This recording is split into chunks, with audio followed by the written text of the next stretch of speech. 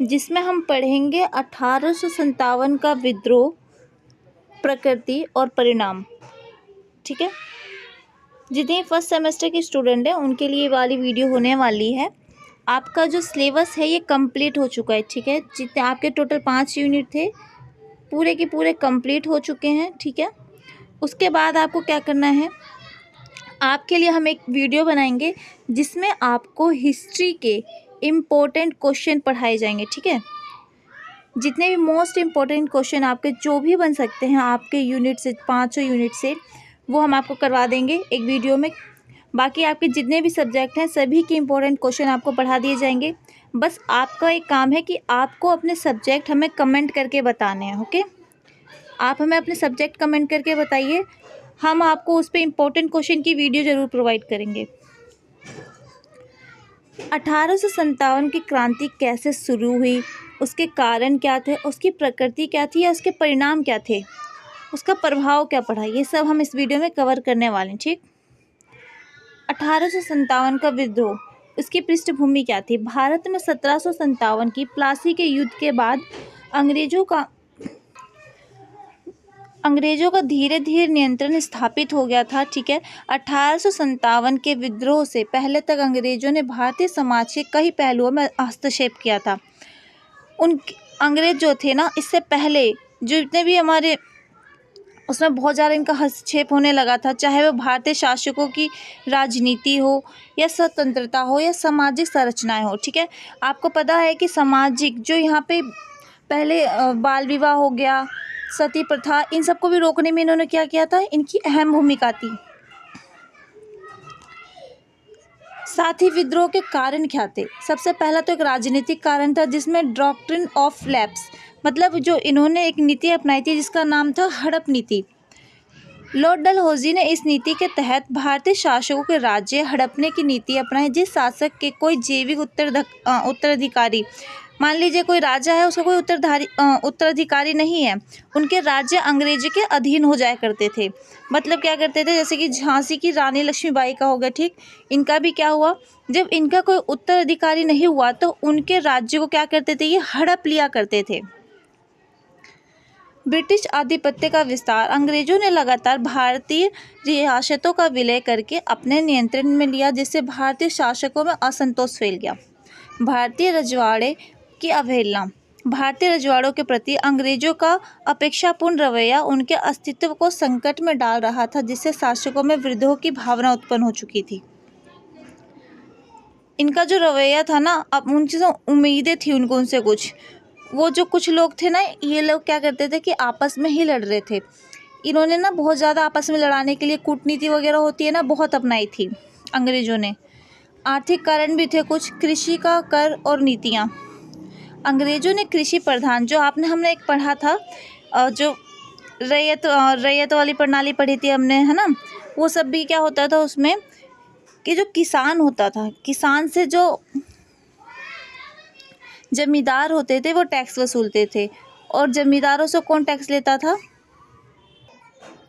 ठीक है, उसके बाद क्या कुछ आर्थिक कारण थे। आर्थिक कारण ये थे, कृषि की और कर नीतियाँ थी जो इनके ऊपर टैक्स लगाए जाते थे। और उसके बाद क्या था, कृषि आधारित उद्योगों का विनाश, मतलब जो हमारी अपनी फसल थी ना, उस चीज़ को इन्होंने क्या किया कि ख़त्म कर दिया।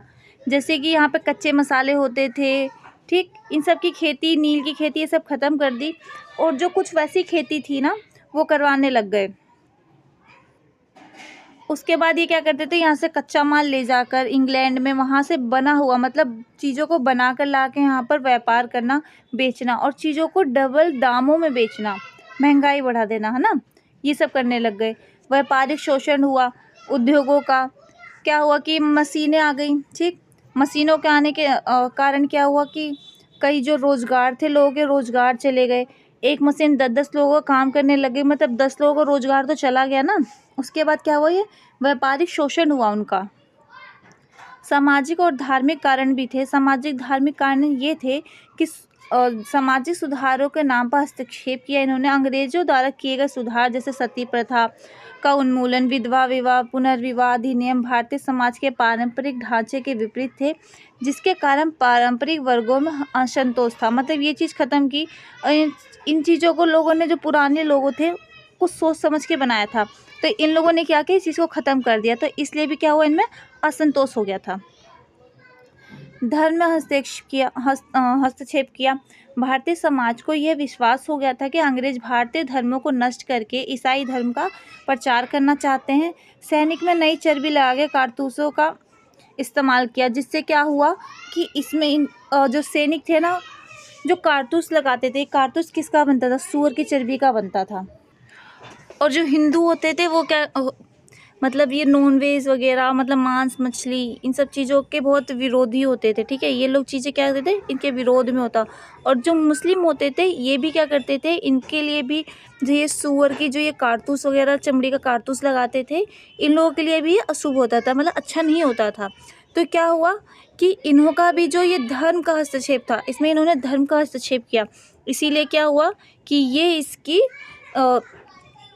खिलाफ हो गए थे। सूअर की चर्बी होने की अफवाह थी, जिन्हें इस धार्मिक भय को बढ़ा दिया। हिंदू और मुस्लिम सैनिकों ने इसे अपने धर्म के खिलाफ मानते हुए क्या किया, विद्रोह कर दिया।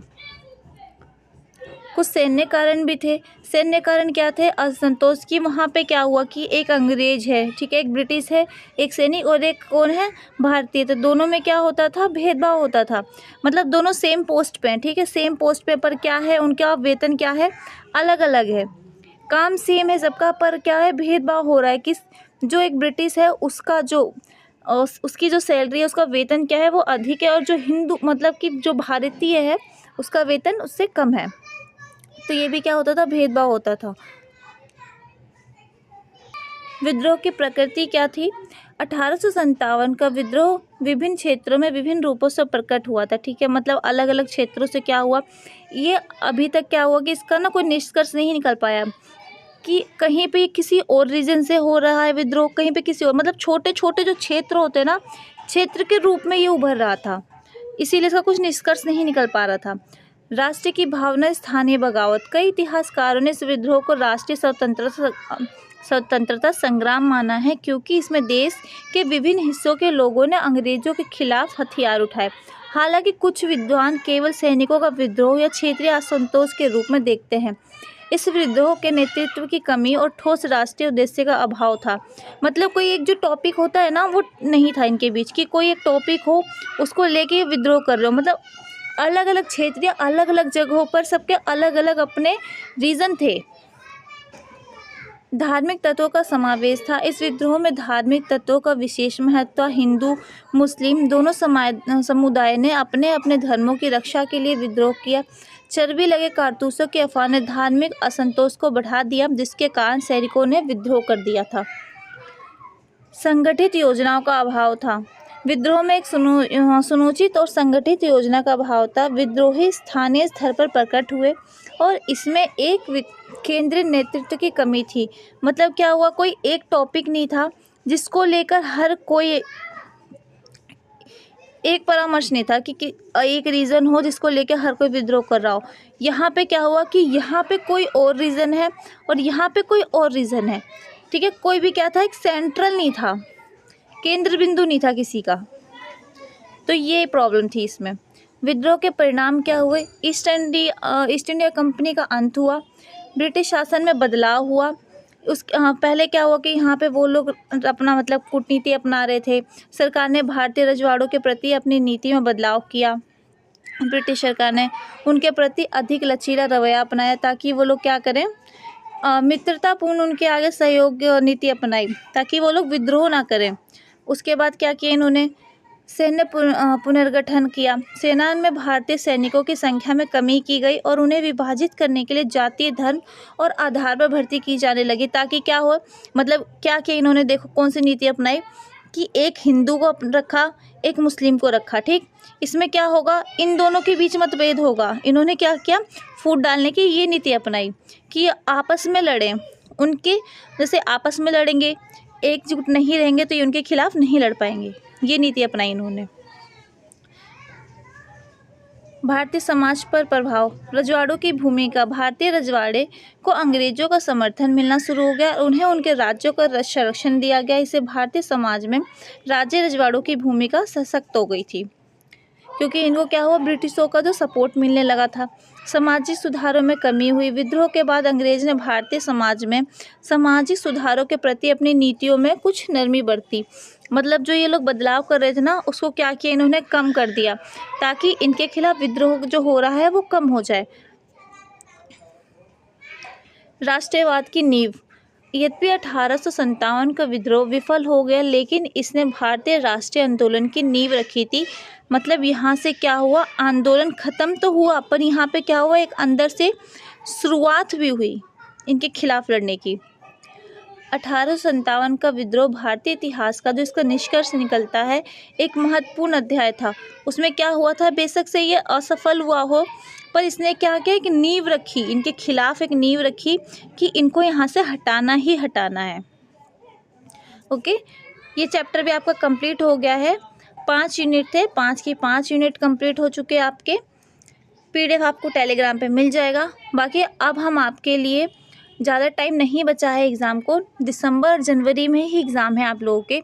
तो हम लोग क्या करेंगे, आप चैप्टर वाइज ना करके आपके जितने भी सब्जेक्ट हैं उनके इम्पोर्टेंट क्वेश्चन पढ़ाएंगे, ठीक है। क्वेश्चन आंसर करवा देंगे आपको, जितने भी इम्पोर्टेंट क्वेश्चन आंसर बनते हैं आपके जितने भी यूनिट से, आपके सारे क्वेश्चन आंसर हर सब्जेक्ट के कंप्लीट करा दिए जाएंगे। बस आप लोग हमें अपना सब्जेक्ट कमेंट करके बताइए। Okay, thank you. वीडियो को लाइक करें एंड सब्सक्राइब कर लें हमारे चैनल को। वीडियो को शेयर ज़रूर करें। Okay, thank you.